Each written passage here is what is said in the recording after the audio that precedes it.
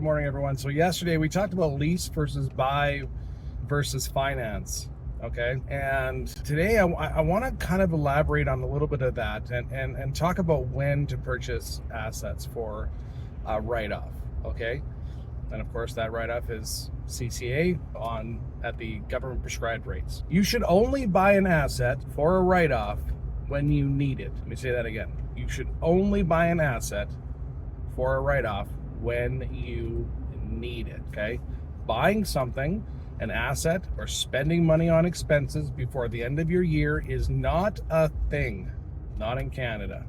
Okay. So if you're a corporation in Alberta, you're paying 11% corporate tax.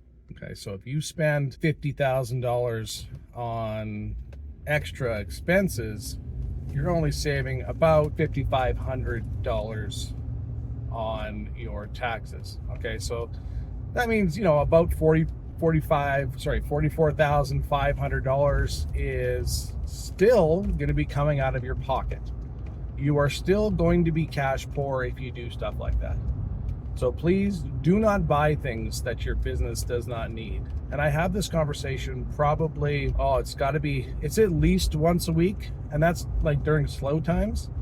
And during peak times like tax season, I'm talking about it almost daily. So it's a very important thing to keep in mind is that, we have, and when I say I'm talking public has this opinion that buying things before the end of the year is somehow beneficial for your business. Now, if you're a farmer or a fisherman and you're buying equipment or spending money on, say, fertilizer before the end of the year because you want to write that off, yeah, okay, so you're going to get a benefit for that because they work on the cash-based system. But for the rest of us in Canada, we do not. We work on the accrual-based system. And a lot of times that's just going to catch up to you in the end anyways, unless you're using the fertilizer, and then you're probably overusing the fertilizer, and then you're probably spending money, again, still spending money on things that you don't need. Anyways, back to what I was saying.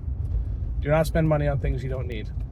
That's probably one of the most important things. And when you start a business, and I'll probably do this in a video tomorrow, you have to have the proper mindset. You need to know that you don't have money. We'll talk about that tomorrow. Okay, so I hope that helps. Take care of yourself, take care of your family, take care of your friends, and be well. Hey, thanks for watching. If you enjoyed this video, consider subscribing to our YouTube channel. You can also follow us on Facebook, Twitter, Instagram, and TikTok, all of which are linked in the description below. We're more than just an accounting firm.